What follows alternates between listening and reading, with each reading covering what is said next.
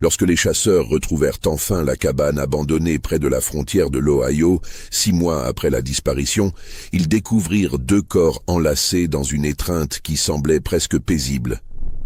Mais ce ne fut pas cette image qui les fit reculer d'horreur. Ce furent les lettres éparpillées sur le sol de terre battue, couvertes d'une écriture qui tremblait de plus en plus à chaque page, révélant une vérité si sombre que même les hommes les plus endurcis refusèrent d'en parler pendant des années. Car ce qu'ils avaient découvert dans cette cabane isolée n'était pas l'histoire d'amour défendu qu'ils s'attendaient à trouver, mais quelque chose de bien plus sinistre, une machination si cruelle qu'elle remettait en question tout ce que l'on croyait savoir sur les événements de mars 1852. Avant de poursuivre cette histoire qui a glacé le sang de toute une région, je vous invite à vous abonner à cette chaîne pour ne manquer aucun de ces récits oubliés qui hantent notre passé. Et dites-moi dans les commentaires de quelle ville vous nous écoutez en ce moment. Maintenant, laissez-moi vous ramener 6 mois en arrière, dans une plantation de Caroline du Sud, où tout commença par une nuit de mars particulièrement froide. La plantation Riverside s'étendait sur près de 1200 hectares le long de la Edisto River, dans le comté de Colton, en Caroline du Sud. En 1852, elle représentait l'une des plus prospères exploitations de coton de la région, propriété de la famille Hartwell depuis 3 générations. La grande maison de maître, construite dans le style néoclassique qui faisait la fierté des planteurs du Sud, se dressait au bout d'une allée bordée de chênes centenaires, drapés de mousse espagnole. Ses colonnes blanches brillaient sous le soleil de Géorgie, symbole tangible de la richesse et du pouvoir que conférait la culture du coton dans ces années précédant la guerre. Les champs s'étendaient à perte de vue, ondulant doucement vers l'horizon dans un océan de blanc cotonneux durant la saison des récoltes. L'air y était lourd, épais de l'humidité qui montait de la rivière et se mélangeait à la poussière des chemins de terre rouge. Les cabanes des esclaves formaient un village à part, situé à bonne distance de la maison de maître, assez loin pour ne pas offenser la vue, mais assez près pour permettre une surveillance constante. Chaque matin avant l'aube, le son de la cloche résonnait à travers la plantation, arrachant les travailleurs à un sommeil trop court pour être vraiment réparateur. La vie à Riverside suivait un rythme immuable, dicté par les saisons du coton et les caprices du temps. Les hivers y étaient relativement doux comparés au nord, mais suffisamment froids pour que les nuits deviennent inconfortables dans les cabanes mal isolées.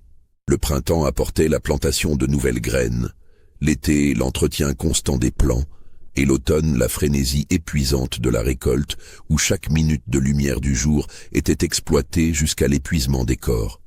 Josiah Hartwell, le propriétaire actuel, était un homme de 58 ans dont la réputation d'homme d'affaires avisé s'étendait bien au-delà des frontières de l'État. Veuf depuis 10 ans, il avait élevé seul sa fille unique, Margaret Eleanor Hartwell, avec l'aide d'une gouvernante stricte venue de Virginie. Margaret, âgée de 22 ans en ce printemps de 1852, incarnait tout ce que la société sudiste attendait d'une jeune femme de son rang. Beauté raffinée, éducation parfaite, maîtrise du français et du piano, connaissance des arts ménagers et des bonnes manières. Ses cheveux châtain clair, toujours coiffés en chignon complexe, encadraient un visage aux traits délicats que les matrones locales qualifiaient de parfait pour un bon mariage. Et justement, un mariage avait été arrangé. Depuis décembre 1851, Margaret était fiancée à Cornelius Ashby, fils d'une famille de planteurs voisines dont les terres jouxtaient celles des Hartwell. L'union devait sceller une alliance profitable entre les 2 familles, consolidant leur position économique et sociale dans la région. Cornelius, âgé de 34 ans, était un homme imposant dont la carrure massive et la voix tonitruante dominaient toute pièce où il entrait. On disait de lui qu'il gérait ses affaires avec une main de fer, et les esclaves de la plantation Ashby le redoutaient particulièrement pour sa sévérité légendaire. La plantation Riverside comptait 143 esclaves, répartis entre les champs de coton, les ateliers et la maison de maître. Parmi eux se trouvait un homme nommé Samuel, âgé de 29 ans, qui occupait une position particulière dans la hiérarchie complexe de la plantation. Charpentier de métier, Samuel avait été acheté 15 ans plus tôt lors d'une vente aux enchères à Charleston. Son habileté exceptionnelle avec le bois et les outils lui avait valu une certaine considération de la part de Josiah Hartwell, qui lui permettait de travailler de manière relativement autonome dans l'atelier situé près des écuries. Grand et élancé, avec des mains marquées par des années de travail minutieux, Samuel parlait peu mais observait tout. Ses doigts portaient les cicatrices de 1000 projets. Coupures guéries, callosité profonde, une brûlure ancienne sur le pouce droit, là où un fer chaud l'avait marqué lors de son premier mois à Riverside. Ses yeux, d'un brun profond, avaient cette qualité particulière d'être à la fois présents et lointains, comme s'il gardait toujours une partie de lui-même en retrait, protégé, inatteignable. Les autres esclaves le respectaient pour son calme et sa dignité silencieuse, mais aussi pour les petites libertés qu'il prenait parfois. Un livre lu en cachette, une chanson fredonnée à voix basse, un regard qui ne se baissait pas immédiatement. Il y avait en lui une sorte de résistance passive mais inflexible, comme un arbre qui plie sous le vent mais ne se brise jamais. Les contremaîtres avaient appris à ne pas le pousser trop loin. Samuel obéissait aux ordres, accomplissait son travail avec une compétence irréprochable. Mais il y avait une ligne invisible qu'il ne franchissait jamais. Une partie de son âme qu'aucun fouet ne pourrait toucher. Ce que peu de gens savaient, c'est que Samuel avait appris à lire et à écrire, enseigné secrètement par un ancien contremaître sympathique aux idées abolitionnistes, avant que celui-ci ne soit renvoyé pour des raisons jamais clairement expliquées. Cette éducation clandestine, crime sévèrement puni dans les États du Sud, Samuel la gardait jalousement cachée, n'en faisant usage que dans la solitude de son cabanon, à la lueur vacillante d'une bougie volée. L'hiver de 1852 fut particulièrement rigoureux en Caroline du Sud. Les gelées précoces avaient endommagé une partie des cultures et une tension inhabituelle régnait sur la plantation. Josiah Hartwell passait de longues heures enfermé dans son bureau, à étudier ses livres de contes avec une expression de plus en plus sombre. Le mariage de Margaret était prévu pour le 15 avril, et les préparatifs battaient à leur plein. Des couturières venaient régulièrement de Charleston pour des essayages interminables, des listes de cadeaux circulaient, des invitations étaient envoyées à toutes les familles respectables de la région. Pourtant, ceux qui observaient attentivement aurait pu remarquer que Margaret semblait de plus en plus pâle au fil des semaines. Elle, qui avait toujours été animée et souriante, devenait silencieuse, presque absente. Ses mains tremblaient parfois durant les repas, et elle sursautait au moindre bruit soudain. La gouvernante, Madame Pruitt, l'attribuait aux nerfs normaux d'une jeune mariée, mais Sarah, l'une des domestiques de la maison, avait surpris un jour Margaret en train de pleurer silencieusement dans sa chambre, fixant par la fenêtre les champs de coton qui s'étendaient à perte de vue comme une prison sans barreaux. Les visites de Cornelius Ashby se faisaient plus fréquentes. Il venait déjeuner, inspecter la propriété, discuter affaires avec Josiah. Et à chaque visite, Margaret se faisait plus petite, plus discrète, comme si elle cherchait à se rendre invisible. Un après-midi de février, Sarah entendit des éclats de voix venant du salon de musique. La porte était entr'ouverte, et bien qu'elle sût qu'écouter était dangereux, quelque chose dans le ton terrifié de la voix de Margaret, la fit s'approcher. Ce qu'elle entendit la glaça. Cornelius, d'une voix basse et menaçante, expliquait à Margaret exactement ce qu'il attendait d'une épouse, utilisant des mots que Sarah n'oserait jamais répéter. Et la réponse de Margaret, presque inaudible, « Oui, Cornelius. Comme tu voudras, Cornelius. » Sarah n'en parla à personne, bien sûr.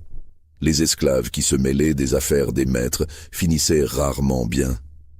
Mais elle commença à observer Margaret différemment, et ce qu'elle vit la troubla profondément.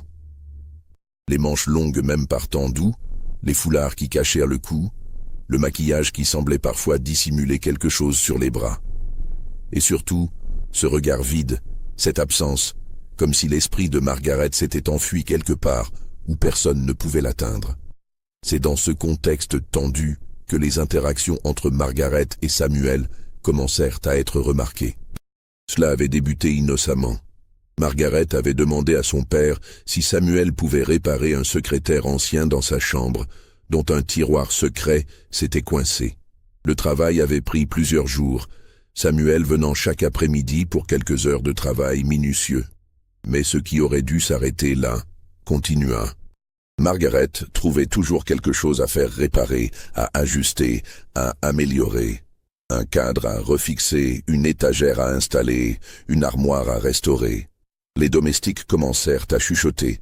Ce n'était pas convenable qu'une jeune femme de la plantation passe autant de temps en présence d'un esclave, même avec une porte ouverte et une domestique dans le couloir. Madame Pruitt en fit la remarque à Josiah, qui balaya ses inquiétudes d'un geste. Margaret s'ennuyait en attendant son mariage. Elle décorait sa future demeure dans sa tête, rien de plus. Et Samuel était l'un des esclaves les plus fiables de la plantation. Il n'y avait aucune raison de s'inquiéter. Ce que personne ne savait, c'est que durant ces longues heures où Samuel travaillait dans la chambre de Margaret, des conversations avaient lieu.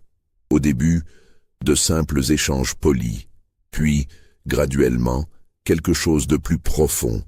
Margaret, désespérée, isolée, trouvait en Samuel le seul être humain qui semblait l'écouter vraiment. Et Samuel, qui avait lui-même connu la perte, la séparation, le désespoir, reconnaissait dans les yeux de cette jeune femme blanche la même expression de cage qu'il voyait chaque matin dans son propre reflet. La nuit du 18 mars 1852 fut glaciale. Un vent du nord sifflait à travers les chênes, faisant claquer les volets de la grande maison comme des coups de fouet dans l'obscurité. Les étoiles brillaient avec cette clarté particulière des nuits d'hiver dans le sud, perçantes et froides, comme des éclats de glace dans le ciel de velours noir. Josiah Hartwell se coucha vers 10 heures, après avoir vérifié comme toujours que toutes les portes étaient verrouillées et que les esclaves de maison avaient regagné leur quartier. Madame Pruitt, souffrante depuis quelques jours d'un rhume qui lui avait donné de la fièvre, s'était retirée tôt après avoir pris un remède à base de quinine et de laudanum. Sarah, la dernière à quitter la maison de maître, avait aperçu de la lumière sous la porte de Margaret vers 11 heures, mais n'y avait pas prêté attention. La jeune maîtresse lisait souvent tard le soir, trouvant dans les livres une échappatoire à une réalité qui l'étouffait de plus en plus. Cette nuit-là, rien ne semblait différent des autres. Les chiens de garde aboyèrent vers minuit, comme ils le faisaient souvent quand un renard ou un raton laveur s'aventurait trop près des bâtiments, puis se turent. Les gardiens de nuit firent leurs rondes habituelles, vérifiant que rien ne troublait le sommeil de la plantation. Rien ne suggérait que dans la chambre du premier étage, une jeune femme attachait ses derniers bijoux dans un mouchoir, écrivait une lettre d'adieu à son père, et se préparait à franchir la fenêtre pour rejoindre la seule personne qui avait accepté de l'aider. Au matin, ce fut le chaos. Sarah, montant comme d'habitude pour aider Margaret à sa toilette, portant sur un plateau le café et les biscuits que la jeune maîtresse prenait toujours au réveil, trouva la chambre vide. Le lit n'avait pas été défait, ses draps blancs encore parfaitement tirés. La fenêtre était grande ouverte, les rideaux de dentelle claquant dans le vent matinal comme des drapeaux de reddition. Un courant d'air glacé avait envahi la pièce durant la nuit, et le feu dans la cheminée s'était depuis longtemps éteint, laissant dans l'âtre des cendres froides comme la mort. Le plateau glissa des mains de Sarah et se fracassa sur le sol, le bruit de la porcelaine brisée résonnant dans le silence de la maison endormie. Sur le secrétaire que Samuel avait si soigneusement réparé des semaines auparavant, une lettre était posée, calée entre l'encrier et un chandelier éteint, portant simplement le nom de Josiah Hartwell, tracé d'une écriture élégante mais légèrement tremblante. Les cris de Sarah alertèrent toute la maisonnée. Josiah, encore en robe de chambre, se précipita dans la chambre de sa fille et s'empara de la lettre. Ses mains tremblaient tandis qu'il lisait et son visage devint d'une pâleur mortelle. Sans un mot, il froissa la lettre et sortit de la pièce en courant, hurlant des ordres. Il fallait réveiller le contremaître, rassembler les hommes, vérifier tous les quartiers des esclaves. Ce fut alors que la deuxième découverte fut faite. Samuel avait également disparu. Son cabanon était vide, et ses quelques possessions, quelques vêtements, des outils de travail, avaient été emportés. Dans l'écurie, 2 chevaux manquaient, ainsi qu'une selle et des provisions du garde-manger. L'évidence semblait accablante. Margaret Hartwell s'était enfuie avec l'esclave charpentier Samuel, volant des chevaux et des provisions dans la nuit. Le scandale était absolu, impensable, monstrueux. Comment une jeune femme de la meilleure société, éduquée, raffinée, promise à un mariage avantageux, avait-elle pu commettre un acte aussi dégradant, aussi impensable? Josiah Hartwell, anéanti, dut affronter non seulement la trahison de sa fille unique, mais aussi l'humiliation sociale qui s'ensuivit. Cornelius Ashby, en apprenant la nouvelle, entra dans une rage terrifiante. Il fit irruption dans la plantation Riverside dans la matinée, exigeant des explications, menaçant de poursuivre Josiah pour rupture de contrat, jurant qu'il retrouverait Margaret et que l'esclave Samuel serait lynché publiquement pour son crime. La lettre que Margaret avait laissée ne fut jamais rendue publique. Josiah la garda pour lui, la relisant obsessionnellement dans la solitude de son bureau. Mais des fragments de son contenu finirent par filtrer, répandus par les domestiques qui avaient entendu les conversations. Margaret y exprimait son amour pour Samuel, son refus d'épouser Cornelius Ashby, sa détermination à fuir vers les États libres du Nord où elle et Samuel pourraient vivre ensemble. Elle suppliait son père de la comprendre, de ne pas les poursuivre, d'accepter qu'elle avait fait son choix. Ces mots, dans la bouche d'une jeune femme blanche de la haute société sudiste, étaient incompréhensibles, inacceptables. Les voisins, les amis de la famille, tous conclurent que Margaret avait dû être séduite, manipulée, peut-être même forcée par l'esclave rusé qui avait profité de sa naïveté. Car l'alternative, qu'une femme blanche puisse véritablement choisir un homme noir, renoncer à tous ses privilèges, à sa position sociale, à sa famille, était tout simplement impossible à concevoir. Dans les heures qui suivirent la découverte, la plantation Riverside se transforma en ruche bourdonnante d'activité. Le shérif du comté fut alerté, des avis de recherche furent rédigés, une récompense substantielle offerte. Cornelius Ashby engagea personnellement les meilleurs chasseurs d'esclaves de la région, des hommes réputés pour leur efficacité impitoyable à traquer les fugitifs. Ces chasseurs, menés par un certain Tobias Crow, ancien trappeur devenu spécialiste de la récupération d'esclaves en fuite, se mirent au travail immédiatement. Les traces étaient relativement fraîches.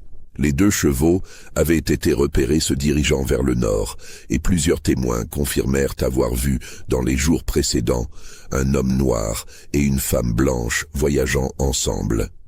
Ces témoignages, souvent contradictoires et amplifiés par les rumeurs, dessinaient néanmoins une direction. Margaret et Samuel semblaient se diriger vers les États du Nord, probablement vers l'Ohio ou la Pennsylvanie, où les lois sur l'esclavage étaient différentes et où des réseaux d'aide aux fugitifs étaient connus pour opérer. Les semaines qui suivirent la fuite furent marquées par une frénésie de recherche sans précédent. Cornelius Ashby ne ménagea ni son argent ni ses efforts, alimenté par une rage qui semblait croître chaque jour comme un feu nourri de kérosène. Il parcourait personnellement les routes, interrogeant chaque aubergiste, chaque fermier, chaque voyageur, cherchant le moindre indice qui pourrait le mener aux fugitifs. Ses yeux, disaient ceux qui le croisaient, avaient pris une lueur particulière, un mélange de fureur et d'obsession qui effrayait même ses proches. Il dormait à peine, mangeait peu, et passait ses journées sur les routes poussiéreuses du sud, poussant son cheval jusqu'à l'épuisement, avant de s'arrêter pour quelques heures de repos, agité, dans une auberge quelconque. Josiah Hartwell, lui, s'enfonça dans un silence de plus en plus profond.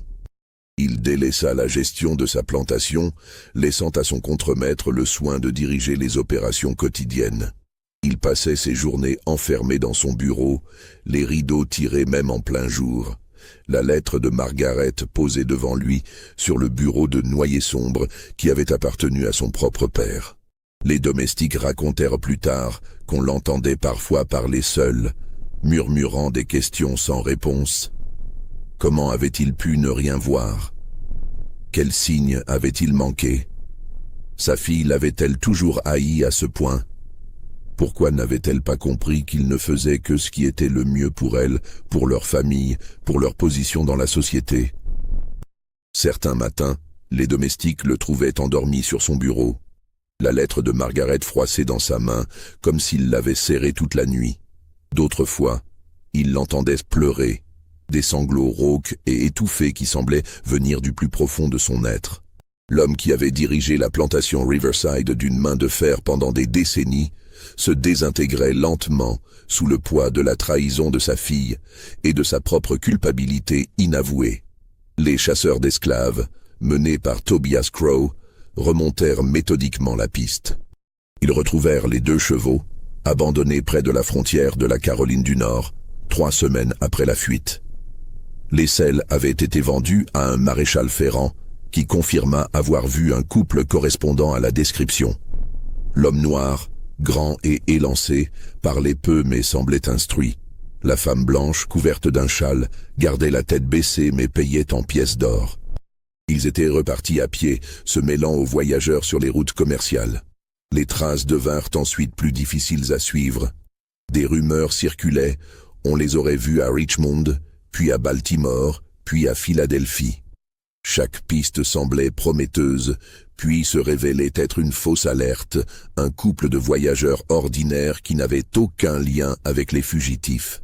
Le réseau clandestin d'aide aux esclaves en fuite, que l'on appelait parfois le chemin de fer souterrain, était réputé pour son efficacité à faire disparaître ceux qui l'aidaient.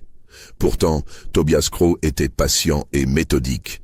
Il connaissait les routes probables, les auberges sympathiques aux fugitifs, les fermiers Quakers connus pour leur aide aux esclaves. Il questionnait, soudoyait, menaçait. Et petit à petit, il recomposa un itinéraire. Margaret et Samuel avaient effectivement voyagé vers le nord, changeant fréquemment d'apparence et d'histoire. Parfois, ils se présentaient comme maîtres et esclaves. Parfois comme mari et femme libres de couleur. Parfois elle voyageait seule et lui la rejoignait plus tard. Durant ces mois de recherche, des détails troublants commencèrent à émerger dans les témoignages recueillis. Plusieurs personnes qui avaient croisé le couple rapportaient quelque chose d'étrange dans leur dynamique. Une aubergiste du Maryland raconta que la femme blanche semblait malade, nerveuse, dormant à peine.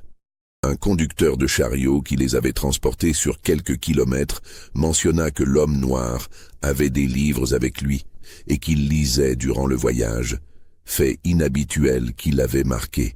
Un pasteur d'une petite église près de Harrisburg se souvenait d'un couple venu demander asile pour une nuit.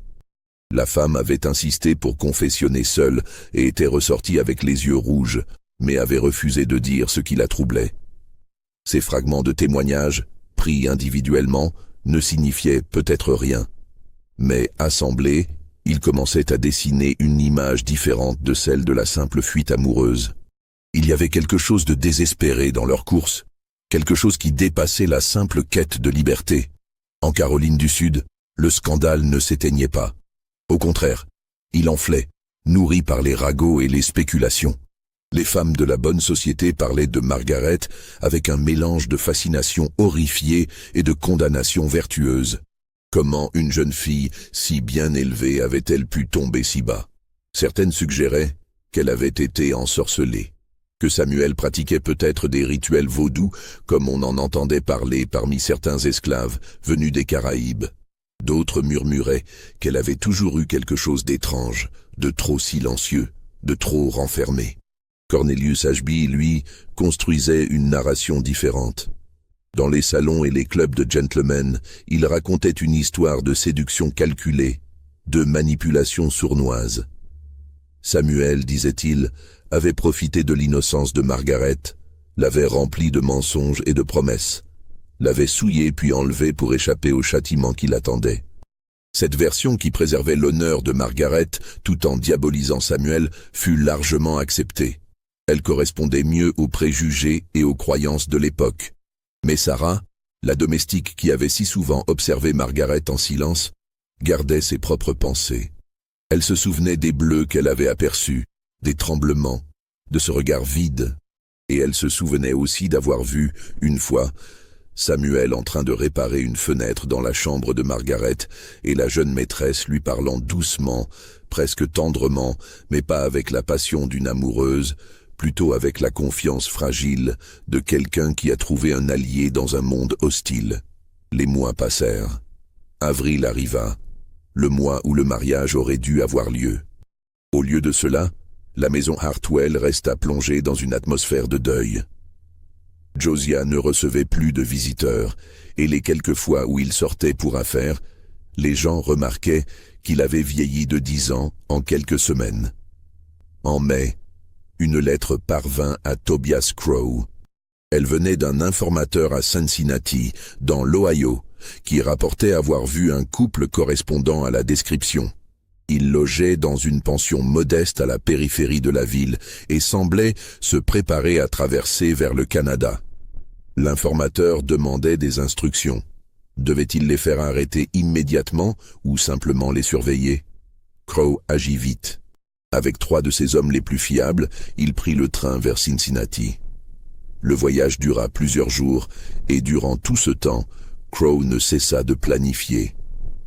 Capturer un esclave fugitif était une chose, mais ramener une femme blanche qui avait apparemment choisi sa fuite en était une autre. Il fallait de la discrétion, de la finesse. Un scandale public ne servirait les intérêts de personne. Lorsqu'ils arrivèrent à Cincinnati, début juin, l'informateur les attendait, mais ce qu'il leur révéla les désarçonna. Le couple avait quitté la pension 3 jours plus tôt, et personne ne savait où ils étaient allés. Le propriétaire de la pension se souvenait seulement que l'homme noir avait reçu une visite, un autre homme de couleur qui semblait bien habillé et éduqué. Après cette visite, le couple était parti précipitamment, laissant même quelques affaires derrière eux. Crow fouilla la chambre qu'ils avaient occupée. Parmi les objets abandonnés, il trouva un châle appartenant manifestement à Margaret, quelques vêtements d'homme et, étrangement, plusieurs livres. Pas n'importe quel livre. Des ouvrages de philosophie, des traités sur le droit naturel, un exemplaire usé des écrits de Benjamin Franklin. Et entre les pages de l'un d'eux, une feuille de papier couverte d'une écriture fine et précise. C'était une sorte de journal, ou plutôt des fragments de pensée notés rapidement. L'écriture était celle de Samuel. Crow le comprit en comparant avec les quelques échantillons qu'il avait obtenus de la plantation Riverside. Mais ce qui était écrit était troublant. Il ne s'agissait pas de déclarations d'amour ou de plans de fuite, mais de réflexions philosophiques sur la nature de la liberté, sur la moralité de l'obéissance aux lois injustes, sur le poids de la culpabilité. Et une phrase, répétée à plusieurs endroits, avec de légères variations. Sauver une âme en péril, vaut-il la damnation de la sienne propre? Crow empocha le papier et poursuivit ses recherches. À Cincinnati, il interrogea les conducteurs de bateaux fluviaux, les marchands, les taverniers. Finalement, un batelier se souvint avoir vu un couple traverser vers la rive du Kentucky la semaine précédente. Mais sa description était curieuse. L'homme noir ne semblait plus aussi assuré, et la femme blanche paraissait étrange. Malade, dit le batelier, ou peut-être folle. Elle parlait toute seule. La piste menait maintenant vers l'est, le long de la rivière Ohio, puis vers le nord à travers les forêts de l'Ohio. C'était une région difficile, avec de nombreux sentiers et cachettes. Des communautés de Quakers y vivaient, connues pour leur aide aux fugitifs. Crow savait qu'il lui faudrait de la patience. Les semaines se transformèrent en mois. Juillet arriva, puis août. À chaque nouveau rapport, à chaque nouveau témoignage, l'image devenait plus floue plutôt que plus claire. Des fermiers rapportaient avoir vu des ombres se déplacer la nuit, mais quand on vérifiait, il n'y avait personne. Un médecin de campagne mentionnait qu'une femme blanche était venue le consulter, accompagnée d'un homme de couleur, se plaignant de fièvre et de cauchemars. Mais quand le médecin avait voulu en savoir plus, ils étaient partis précipitamment. Cornelius Ashby, informé régulièrement des progrès de Crow, devenait de plus en plus impatient. Il envoya plusieurs lettres cinglantes exigeant des résultats.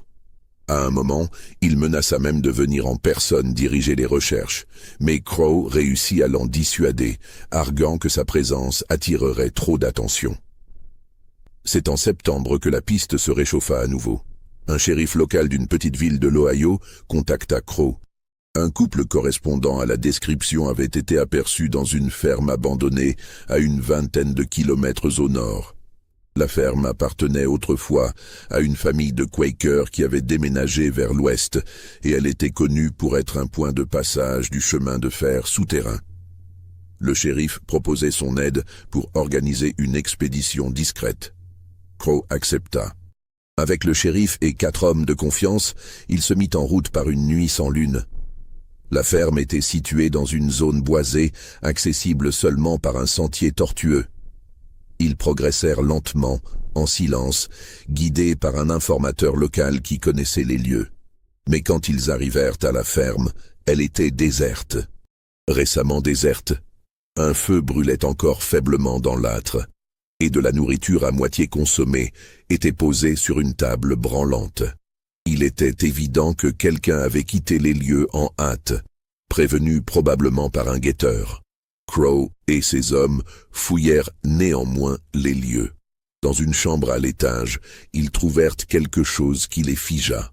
Sur le mur blanchi à la chaux, une inscription tracée au charbon de bois. L'écriture était tremblante, presque hystérique. « Pardonne-moi, Père. Pardonne-moi, Seigneur. J'ai choisi le moindre de 2 mots, mais le poids m'écrase. Il a promis de me sauver et je l'ai cru. Mais maintenant je vois la vérité, nous sommes tous 2 damnés. » En dessous, d'une autre écriture, plus ferme. « Le silence est la seule miséricorde qui nous reste. » Crow fit effacer l'inscription avant que quiconque d'autre ne puisse la voir. Il comprenait que ces mots, s'ils devenaient publics, compliqueraient encore plus une affaire déjà suffisamment embrouillée. Mais il les copia méticuleusement dans son carnet, sachant qu'ils avaient une importance qu'il ne comprenait pas encore tout à fait. Le mois de septembre passa, puis octobre commença. Les arbres de l'Ohio se paraient de leur couleur d'automne, et les nuits devenaient de plus en plus froides. Crow et ses hommes continuaient à ratisser la région, suivant des pistes de plus en plus ténues. Mais il y avait quelque chose qui tracassait Crow, quelque chose qu'il ne parvenait pas à définir. Plus il en apprenait sur cette fuite, moins elle ressemblait à ce qu'elle était censée être. Les témoignages qu'il recueillait étaient contradictoires, mais un motif commençait à émerger. Margaret semblait de plus en plus malade, de plus en plus instable. Et Samuel, loin de jouer le rôle du séducteur triomphant, semblait porter un fardeau de plus en plus lourd. Plusieurs personnes qui les avaient brièvement croisés mentionnaient que l'homme noir semblait protecteur envers la femme blanche, presque paternel, mais pas amoureux. Et elle le traitait avec respect, avec confiance, mais là encore, pas avec passion. Un soir, dans une taverne près de la frontière avec la Pennsylvanie, Crow rencontra un pasteur itinérant qui se souvenait d'avoir béni le couple quelques semaines plus tôt. L'homme, un méthodiste du nom de révérend Amos Fletcher, voyageait de village en village pour prêcher aux communautés trop petites ou trop pauvres pour avoir leur propre église.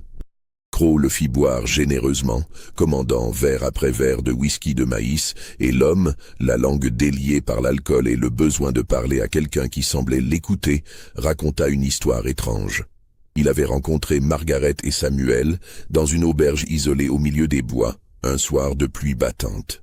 Ils s'étaient réfugiés là après avoir marché toute la journée, et le révérend Fletcher avait été frappé par leur apparence. La femme blanche avait les vêtements trempés et déchirés par endroits, les cheveux emmêlés tombant sur ses épaules comme elle n'aurait jamais permis dans sa vie d'avant. L'homme noir restait en retrait, protecteur mais pas possessif, ses yeux constamment en alerte comme ceux d'un animal traqué.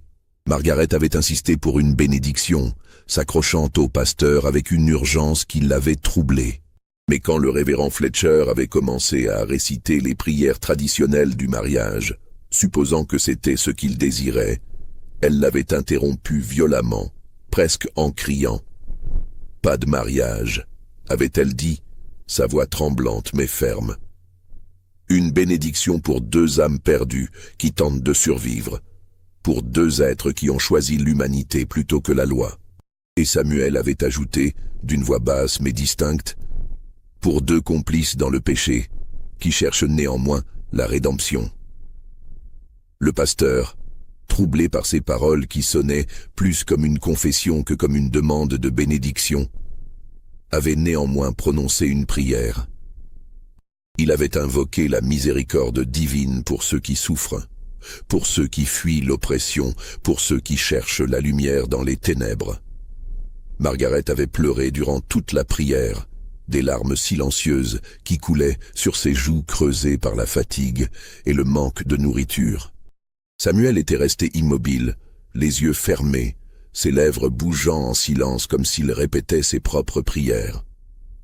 Mais il y avait autre chose que le révérend Fletcher se souvenait avoir vu, et c'était cette image qui l'avait hanté depuis. Quand Margaret avait retiré son gant pour que le pasteur puisse signer son front de la croix avec de l'eau bénite, il avait aperçu son poignet.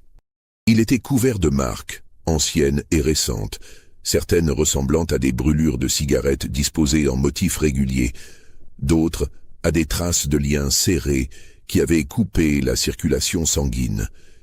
Il y avait aussi des ecchymoses, jaunes et violettes, qui remontaient le long de son avant-bras avant de disparaître sous la manche de sa robe.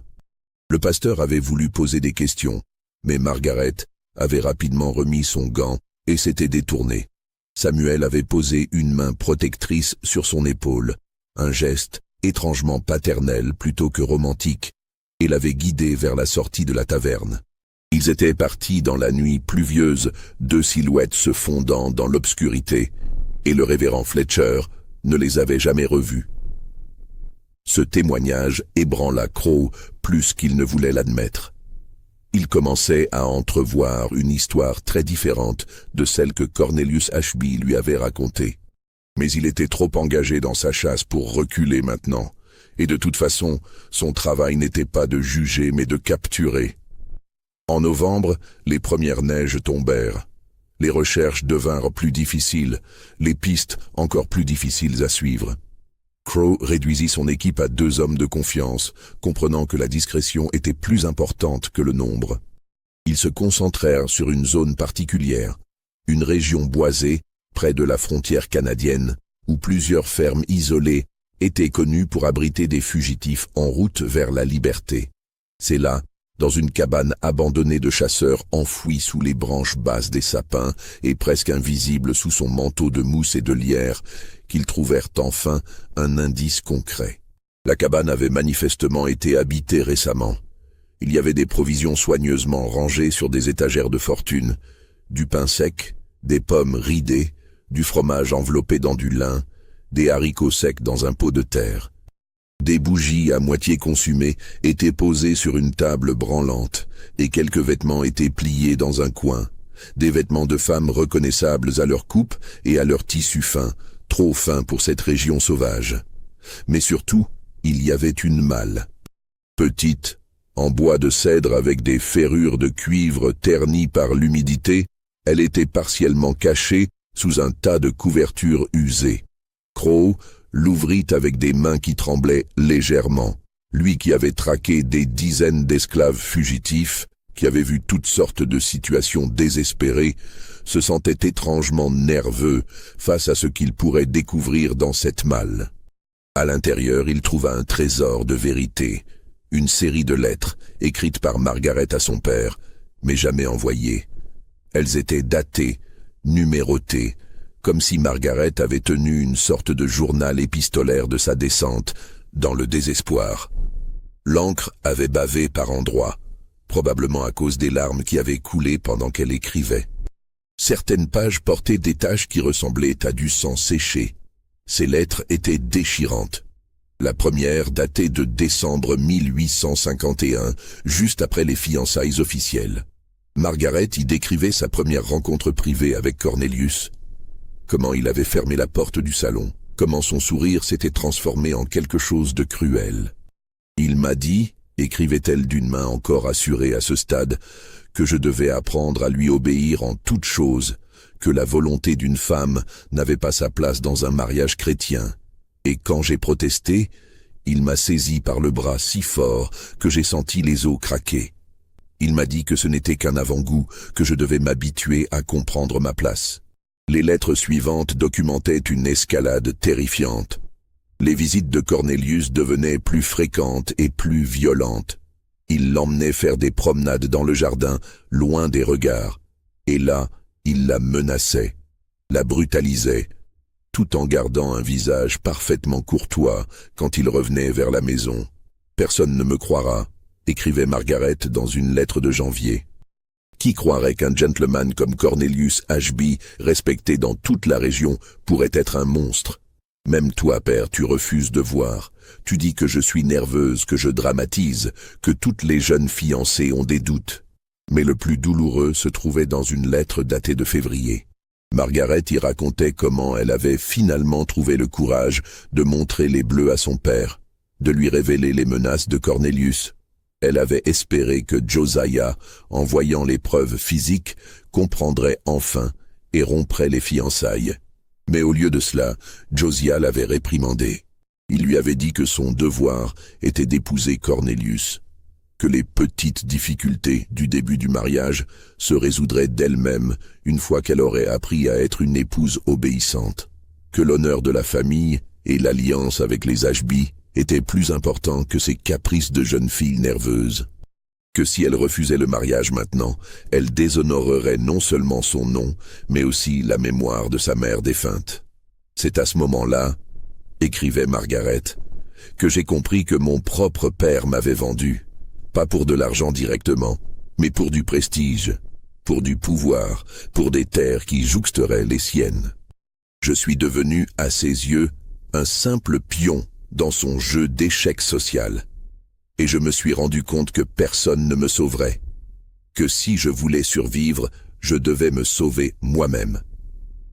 Puis, venait la partie qui concernait Samuel. Margaret racontait comment elle avait découvert par hasard qu'il savait lire et comment cette révélation avait créé entre eux une connexion inattendue. Elle décrivait leur conversation, toujours sous prétexte de réparation à effectuer, où Samuel lui parlait de philosophie, de liberté, de dignité humaine. Et comment, progressivement, elle lui avait confié sa terreur, son désespoir. La lettre suivante révélait le plan. Ce n'était pas Samuel qui avait séduit Margaret, c'était Margaret qui l'avait supplié de l'aider à fuir. Elle lui avait offert de l'argent, des bijoux, tout ce qu'elle possédait. Mais Samuel avait refusé, connaissant les risques terribles qu'une telle fuite impliquait pour eux deux. C'est alors que Margaret avait joué sa dernière carte. Elle avait menacé de se suicider si Samuel ne l'aidait pas. Et face à cette menace, face à une jeune femme au bord du gouffre, Samuel avait finalement accepté. Mais, et c'est là que les lettres devenaient véritablement bouleversantes, le plan n'était pas ce que tout le monde croyait.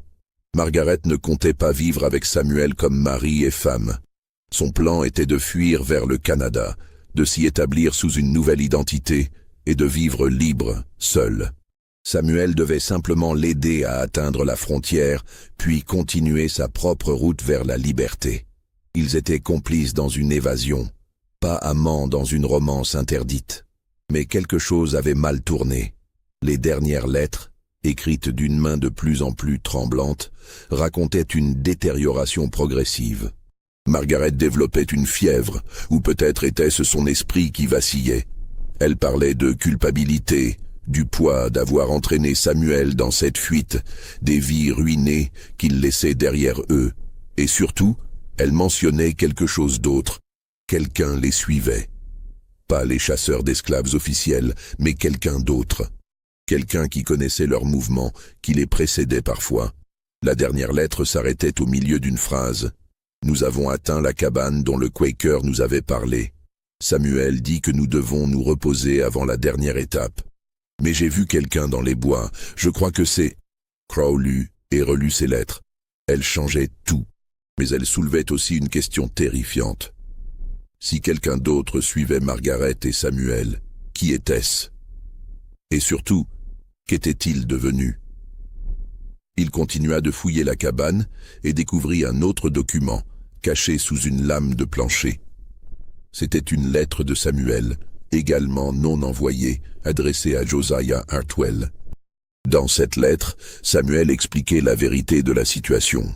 Il racontait comment Margaret l'avait supplié, comment il avait d'abord refusé, puis finalement accepté par compassion. Il décrivait leur fuite non comme une aventure amoureuse, mais comme un chemin de croix. Et il terminait par une confession bouleversante. Il savait que sa décision d'aider Margaret les condamnerait probablement tous les deux, mais il ne pouvait pas vivre avec le poids de son suicide sur la conscience. « Monsieur Hartwell, » écrivait Samuel, « je sais que vous ne me croirez probablement jamais. Je sais que ma peau me condamne d'avance. Mais je jure devant Dieu que je n'ai jamais touché votre fille autrement qu'avec respect et compassion. Je l'ai aidée parce que c'était la bonne chose à faire, même si je savais que cela signait ma mort. Si vous lisez cette lettre un jour, sachez au moins ceci. Margaret méritait mieux que ce que le monde lui offrait, et j'espère qu'elle aura trouvé la paix, où qu'elle soit maintenant. » Crow plia soigneusement les lettres et les rangea dans sa sacoche. Il savait qu'il devrait les montrer à Cornelius Ashby et à Josiah Hartwell. Mais il savait aussi que ces lettres changeraient tout, et pas nécessairement en bien. Si cette histoire vous a donné des frissons, n'hésitez pas à laisser un like et à me dire dans les commentaires ce que vous pensez qu'il s'est réellement passé. Croyez-vous à la version de Margaret et Samuel, ou pensez-vous qu'il y a encore d'autres secrets cachés? Maintenant, poursuivons vers la découverte finale, celle qui a bouleversé tous ceux qui en ont été témoins. Crow et ses deux hommes quittèrent la cabane avec la certitude que Margaret et Samuel ne pouvaient plus être très loin. Les provisions trouvées dans la cabane étaient fraîches, le feu récent. Ils devaient être dans un rayon de quelques kilomètres tout au plus. Ils explorèrent méthodiquement la zone pendant 3 jours. C'est le matin du 4e jour, alors qu'une neige fine commençait à tomber, qu'ils découvrirent une autre cabane, plus petite, plus isolée encore, nichée au fond d'un vallon boisé. De la fumée sortait de la cheminée. Crow fit signe à ses hommes de rester en arrière et s'approcha seul, prudemment. La porte de la cabane était légèrement entr'ouverte, ce qui était étrange par ce temps froid. Il la poussa doucement et entra. Ce qu'il vit le figea sur place. 2 corps gisaient sur un lit étroit, enlacés. Margaret et Samuel, ou du moins ce qu'il en restait. Ils étaient morts depuis plusieurs jours, peut-être une semaine. Il n'y avait aucun signe de violence, aucune blessure visible. Ils semblaient simplement s'être endormis et ne jamais s'être réveillés. Mais ce n'était pas cela qui glaça le sang de Crow. C'était l'expression sur leur visage. Margaret avait les yeux fermés, son visage marqué par ce qui ressemblait à un soulagement paisible. Samuel, lui, avait les yeux ouverts, fixant le plafond avec une expression qui mélangeait tristesse et résignation. Sur la table à côté du lit, Crow trouva une petite fiole vide qui avait contenu du laudanum, un opiacé couramment utilisé comme médicament à l'époque. À côté, une note écrite de la main de Margaret. « Nous avons choisi ceci ensemble. C'est notre seule liberté. Que Dieu nous pardonne. » Et en dessous, de l'écriture de Samuel, elle ne pouvait plus continuer, et je ne pouvais pas la laisser partir seule. Que mon dernier acte soit celui d'un ami, pas d'un lâche. Crow recula, sentant ses jambes faiblir. Ce n'était pas une capture glorieuse, pas un dénouement triomphant. C'était une tragédie, une double mort choisie plutôt que de continuer à fuir ou d'être capturés. Ces hommes entrèrent à leur tour, et leur réaction fut similaire. Pendant un long moment, les 3 chasseurs restèrent silencieux, regardant les 2 corps enlacés dans la mort. Puis, l'un d'eux murmura « Qu'est-ce qu'on fait maintenant ?» Crow ne répondit pas immédiatement. Il continuait à fouiller la cabane, cherchant d'autres indices. C'est alors qu'il remarqua quelque chose d'étrange. Des traces dans la poussière du sol, des empreintes de pas qui n'appartenaient ni à Margaret, ni à Samuel. Quelqu'un d'autre était venu ici récemment. Il suivit les traces jusqu'à une armoire et l'ouvrit. À l'intérieur, il trouva une pile de lettres, soigneusement attachées avec un ruban. Et en les parcourant rapidement, il réalisa avec horreur ce qu'elles représentaient. Une correspondance entre Margaret et Cornelius Ashby. Mais ces lettres n'étaient pas d'amour ou de fiançailles. C'étaient des lettres de menaces, de chantage psychologique, de description détaillée de ce que Cornelius ferait à Margaret une fois mariée. Elle devenait progressivement plus violente, plus explicite, plus terrifiante. Et dans les dernières, celles datant de janvier 1852, Cornelius menaçait clairement Margaret. Si elle tentait de rompre les fiançailles, il ruinerait son père, détruirait la plantation Riverside et s'assurerait qu'elle et Josiah finissent dans la misère. Mais il y avait plus. Cachée au fond de la pile, une autre lettre, celle-ci écrite par une main différente. Une lettre signée par Josiah Hartwell lui-même. Et ce qu'elle contenait était glaçant. Josiah savait. Il savait ce que Cornelius faisait subir à sa fille. Margaret était venue le voir, lui avait montré les bleus, lui avait supplié de rompre les fiançailles. Et Josiah avait refusé. Pire encore, il avait écrit à Margaret que son devoir était d'épouser Cornelius, que les petites difficultés du début du mariage se résoudraient d'elles-mêmes, que l'honneur de la famille et l'alliance avec les Ashby étaient tout plus importants que ses caprices de jeune fille nerveuse. Cette lettre, Margaret l'avait gardée, peut-être comme preuve, peut-être comme rappel de la trahison de son père. Crowe sentit la nausée le gagner. Il comprenait maintenant. Margaret n'avait pas fui par amour pour Samuel. Elle avait fui pour sauver sa vie, pour échapper à un mariage qui l'aurait probablement tué d'une manière ou d'une autre. Et Samuel, cet esclave qui n'avait rien à gagner et tout à perdre, l'avait aidé parce qu'il était la seule personne à avoir vraiment vu sa détresse, à avoir vraiment écouté. Mais il y avait encore un mystère. Crowe revint vers les corps et les examina plus attentivement. C'est alors qu'il remarqua quelque chose qu'il avait manqué dans sa première inspection. Sur le cou de Margaret, à moitié caché par son col, des marques de strangulation partiellement guéries. Et sur le bras de Samuel, une blessure par balle qui avait été soignée mais était encore visible. Quelqu'un les avait trouvés avant Crowe. Quelqu'un les avait attaqués. Et ce quelqu'un avait... Un bruit à l'extérieur fit sursauter Crowe. Il se précipita à la fenêtre et aperçut une silhouette s'éloignant dans les bois enneigés. Sans réfléchir, il se lança à sa poursuite, ses hommes sur ses talons. Ils coururent pendant plusieurs minutes avant de rattraper la silhouette dans une clairière. Quand l'homme se retourna, Crowe reconnut immédiatement les traits brutaux, les yeux froids, Cornelius Ashby. « Cornelius » haleta Crowe. « Qu'est-ce que vous faites ici ?» Ashby le regarda avec un sourire glacial. « La même chose que vous, Crowe. Je termine le travail. Vous les avez trouvés avant moi. Il y a 3 jours, admit Ashby. Je les suivais depuis des semaines, par mes propres moyens. Je n'allais pas laisser un incompétent comme vous gérer cette affaire. Et qu'avez-vous fait ?» demanda Crowe, bien qu'il craignît déjà de connaître la réponse. Ashby haussa les épaules. J'ai essayé de ramener Margaret à la raison, de lui faire comprendre son erreur. Mais elle hurlait, se débattait comme une folle. J'ai dû la maîtriser, et le nègre a essayé de me tirer dessus avec un vieux pistolet qu'il avait. Je l'ai blessé, évidemment. Et puis je leur ai expliqué la situation. Margaret retournerait avec moi, et l'esclave serait pendu publiquement. Simple, non? Le sourire d'Ashby s'élargit. Mais la petite idiote a préféré avaler du poison plutôt que de m'épouser. Et son complice a fait de même. Le drame et la lâcheté, typiques des faibles. Crowe sentit la rage monter en lui. Vous les avez poussés au suicide. Je leur ai offert un choix. Ils ont choisi mal. Ashby s'avança vers Crowe. Et maintenant, nous allons récupérer les corps, les ramener en Caroline du Sud et raconter l'histoire que tout le monde veut entendre. L'esclave a enlevé et violé Margaret, puis l'a tuée avant de se suicider. Simple, propre, et cela donne à chacun ce qu'il veut. « Et les lettres ?» demanda Crowe. « Celles dans la cabane qui prouvent la vérité ?» Le visage d'Ashby se durcit. « Quelles lettres ?» Celle qui montre ce que vous avez fait à Margaret. Ce que Josiah savait. Pour la première fois, Ashby sembla perdre son assurance. Vous bluffe, il n'y a pas de telles lettres. Oh mais si, dit Crow, tapotant sa sacoche. Et je les ai toutes ici.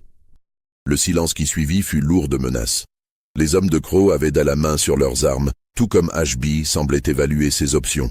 Finalement, Ashby parla d'une voix basse et dangereuse. « Combien ? Pardon ?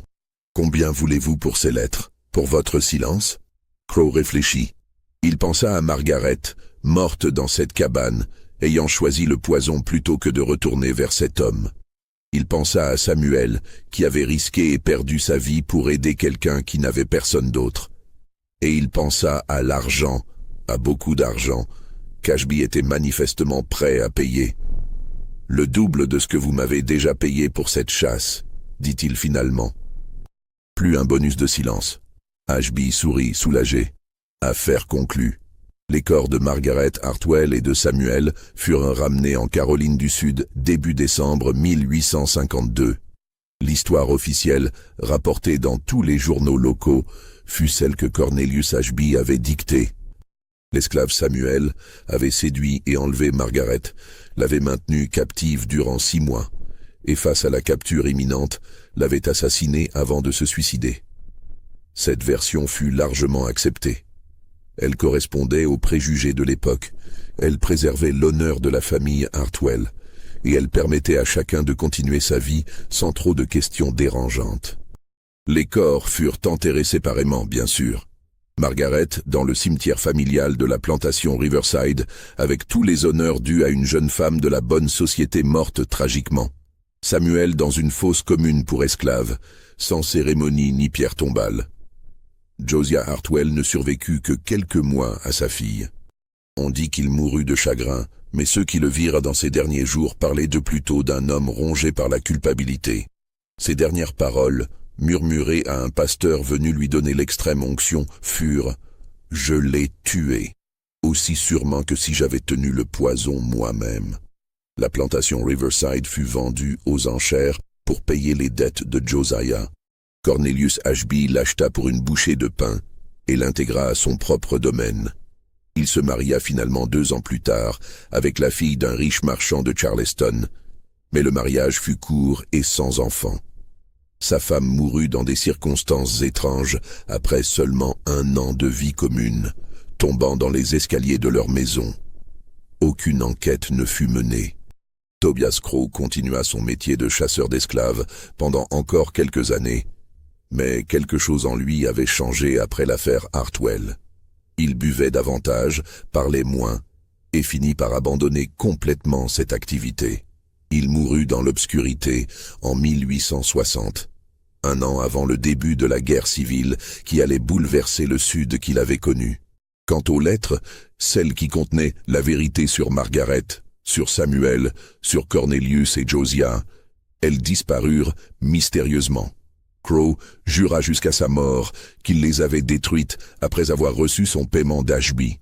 Mais des rumeurs persistantes suggèrent qu'il en aurait gardé des copies, cachées quelque part, une sorte d'assurance au cas où Ashby tenterait de le faire taire de manière permanente. Certains disent que ces lettres existent toujours, enfermées dans un coffre quelque part, attendant d'être découvertes. D'autres prétendent qu'elles ont été détruites dans l'incendie qui ravagea une partie de la ville de Charleston en 1861. La vérité, personne ne la connaît vraiment. Ce que l'on sait, c'est que dans les années qui suivirent, plusieurs personnes impliquées dans l'affaire connurent des fins étranges. Le shérif qui avait aidé Crow dans ses recherches se suicida sans raison apparente. L'informateur de Cincinnati disparut et ne fut jamais retrouvé. Et Sarah, la domestique qui avait tant observé Margaret en silence, fut trouvée morte dans sa cabane, officiellement de cause naturelle, mais avec des marques de violence que personne ne voulut reconnaître officiellement. Certains, parmi les esclaves de la région, commencèrent à parler d'une malédiction. Ils disaient que les esprits de Margaret et Samuel hantaient les lieux de leur passage, cherchant justice pour les mensonges racontés sur leur mort. Mais ces histoires étaient rapidement étouffées, considérées comme des superstitions d'esclaves ignorants. La vérité, la vraie vérité de ce qui s'était passé dans cette cabane de l'Ohio, mourut avec ceux qui la connaissaient. Ou peut-être pas. Peut-être que quelque part, dans les archives poussiéreuses d'une vieille maison du Sud, ou dans une malle oubliée dans un grenier, les lettres de Margaret attendent encore d'être découvertes. Peut-être que quelqu'un, un jour, lira ces mots tremblants et comprendra qu'il ne s'agissait pas d'une histoire d'amour défendue, mais d'une jeune femme désespérée fuyant un monstre, aidée par le seul homme assez courageux pour risquer sa vie pour elle. Mais jusqu'à ce jour, si jamais il arrive, l'histoire officielle demeure. Margaret Hartwell fut séduite et enlevée par un esclave rusé, et tous deux moururent dans leur fuite vers le nord. Une simple histoire de transgression et de châtiment, telle que la société de l'époque voulait l'entendre. Et dans les nuits froides d'hiver, quand le vent souffle à travers les vieux chênes de ce qui fut autrefois la plantation Riverside, certains jurent encore entendre des pleurs portés par la brise, des pleurs d'une jeune femme qui voulait juste être libre, et d'un homme qui paya le prix ultime de sa compassion. Voilà l'histoire telle qu'elle a été murmurée pendant des générations dans le Sud américain. Croyez-vous que tout a été révélé? Pensez-vous que les lettres existent vraiment quelque part? Dites-moi dans les commentaires ce que vous en pensez. Abonnez-vous pour ne manquer aucune de ces histoires oubliées. Et partagez cette vidéo avec ceux qui, comme vous, aiment les mystères sombres du passé.